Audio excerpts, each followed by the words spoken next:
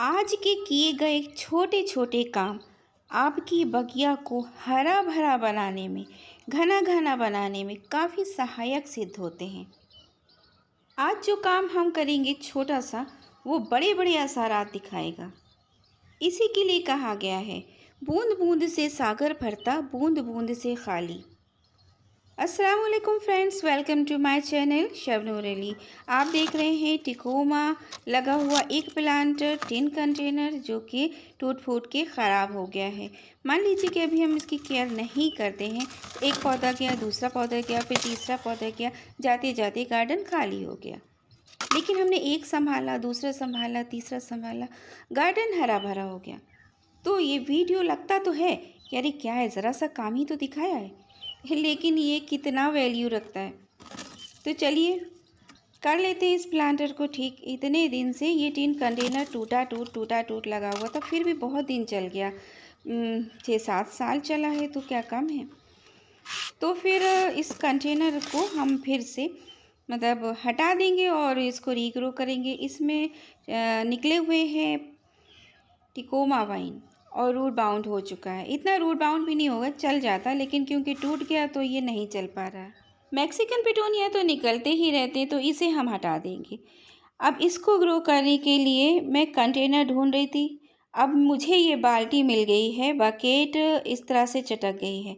इसको बच्चों ने पटक पटक कर, जब भी टेरिस पर आए, 1-2 पटकी लगाई, चटक गया। तो फिर इसमें मैं खाद वगैरह बनाती थी, लिक्विड फर्टिलाइज़र बनाती थी, लेकिन अब इसमें हम पौधा चला देंगे, कंपोस्ट भी रेडी हो जाएगी। तो टूटा तो है, लेकिन ऊपर से टूटा है, ड्रेनेज सिस्टम तो इसमें तैयार करना ही होगा। तो मैं यहाँ होल बना रही हूँ, 4 होल बना देंगे हम, तो जिससे कि बॉटम पर कोई पानी नहीं ठहरेगा। बारिश में भी रखा होता है टेरेस पर, कभी कभी बहुत दिन तक बरसता ही रहता पानी, तो ऐसे में पौधे ख़राब हो जाते हैं। और इसको अब हम भरेंगे।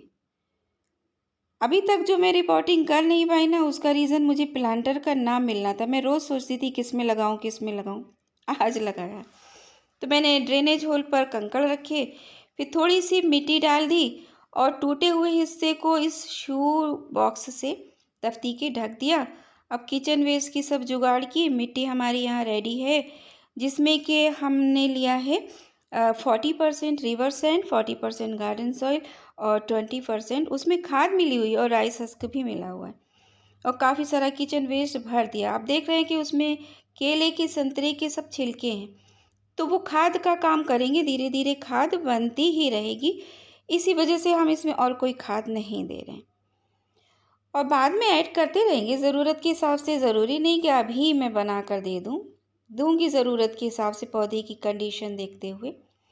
और बस हथौड़ी ले ली मैंने, इसको फोड़ दिया। काम मुझे 5 से 10 मिनट में करना रहता है, क्योंकि धूप भी तेज़ हो जाएगी और सुबह कहीं बच्चे स्कूल जा रहे होते हैं, कहीं हस्बैंड ड्यूटी जा रहे होते, तो बहुत काम रहता है, जल्दी से निपटा लेते हैं। तो मैंने जल्दी जल्दी इसको तोड़ दिया और इतना कर दिया रूट बाउल को एडजस्ट कि ये बकेट के अंदर आ जाए, और इस मिट्टी को साइड साइड से इसी में भर देते हैं। अच्छा, ये सॉइल बहुत अच्छी है, क्योंकि मैं किचन वेस्ट, गार्डन वेस्ट भरती रहती हूँ, तो वो एक हेल्दी सॉइल तैयार होती ही रहती है।